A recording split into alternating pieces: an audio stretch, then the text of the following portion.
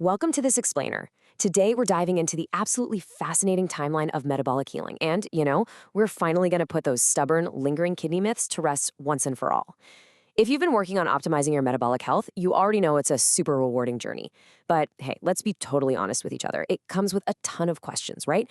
Maybe a fair bit of anxiety and just a mountain of conflicting information out there. So today, we are clearing the air. We're looking at the real, actual timelines required to heal your body from the inside out, specifically your vascular system. And we're going to look really closely at what's literally happening with your renal health. Let's get into it.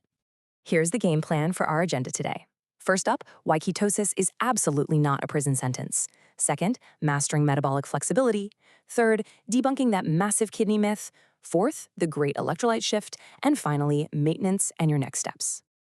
All right, kicking things off with Section 1, Ketosis is not a prison sentence, where we're exploring the real timeline for arterial healing. So, this brings us to a huge question. Does healing your arteries mean you are literally locked into a super strict diet for 24 months straight? When people realize that structural healing of a blood vessel actually takes significant time, panic kind of sets in, doesn't it? The thought process usually goes a little something like, wait a minute. If it takes my arteries 2 years to physically repair themselves from all that past damage, does that mean I can't touch a single carbohydrate for 2 whole years? Honestly, it's a completely daunting prospect, and it's enough to make anybody hesitate. But the answer? No way. Absolutely not. You do not need to treat ketosis like some sort of unbroken prison sentence. You simply don't need to be in a 24/7 state of strict nutritional ketosis for 2 full years just to achieve that incredible arterial healing. The human body is so much more dynamic and adaptable than we usually give it credit for. Moving right along to Section 2, mastering metabolic flexibility, which is the true finish line for your metabolic health. To really get this, I want you to think of your cells like a high-end hybrid car engine. A healthy, metabolically flexible engine seamlessly switches between electricity and gas depending on what the road demands, right? Well, when your cells are metabolically flexible, they can cleanly transition from burning dietary fats and ketones right over to burning complex carbohydrates.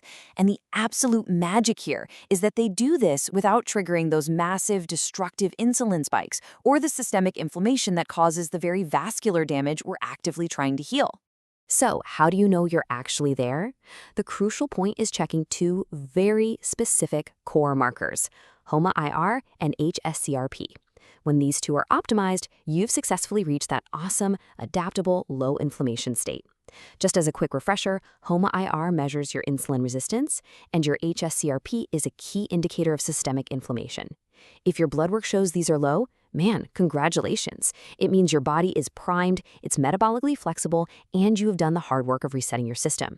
Once these numbers are dialed in, you can easily maintain these low inflammation benefits by transitionally moving between strict ketosis and a really stable, whole food, low-carb lifestyle. Which means your primary goal moving forward isn't just endless, grueling restriction. Actually, it's simply avoiding the highly processed culprits that caused all that vascular damage in the first place.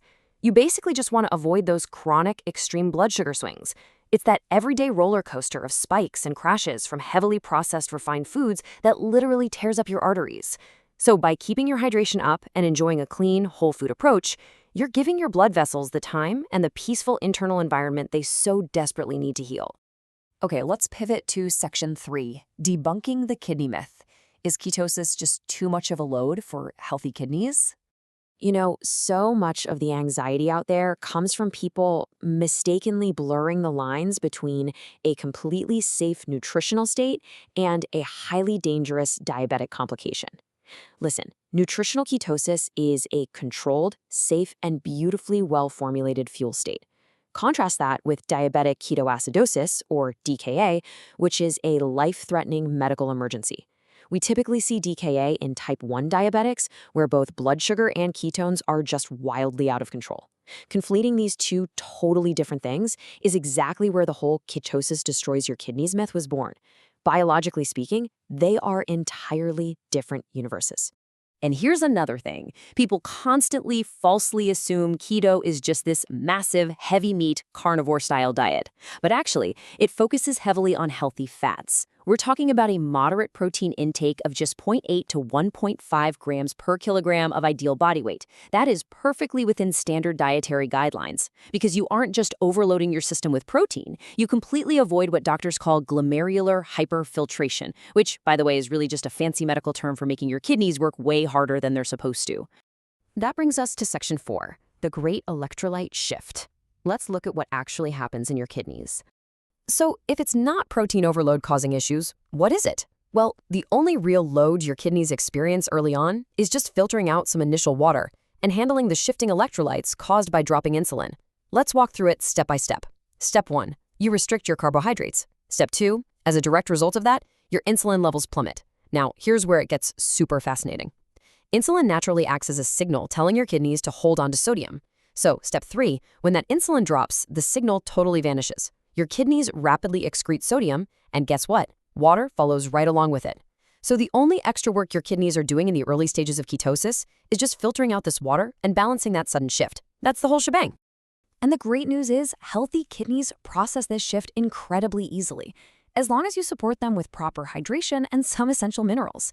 The countermeasures are honestly beautifully simple. Since you're losing water and sodium, you just need to replace them. Stay really well hydrated, be generous with a high-quality sea salt, and make sure you're getting plenty of potassium and magnesium. If you just give your body these basic tools, your healthy kidneys literally won't skip a beat. All right, almost at the finish line. Section 5, maintenance and next steps. Let's talk about long-term protection and how you're going to measure your success. I really want you to absorb this absolute truth. Fixing your insulin resistance is the single best thing you can possibly do for your kidney health, period.